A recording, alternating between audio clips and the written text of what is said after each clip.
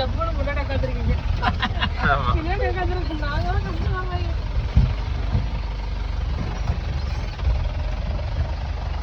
காசு காசு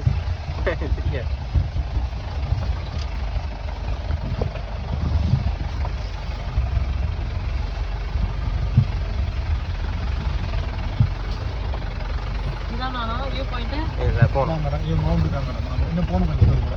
நம்ம போய் இறங்கி அங்கே கீழே போய் இறங்கி ஃபோட்டோ எடுக்கலாம் மேடம்.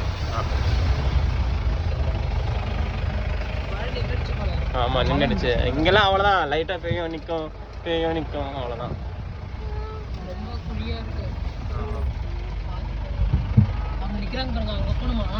ஆமாங்க மேடம். அவங்க நிற்கிறாங்க கொஞ்சம் பேர்.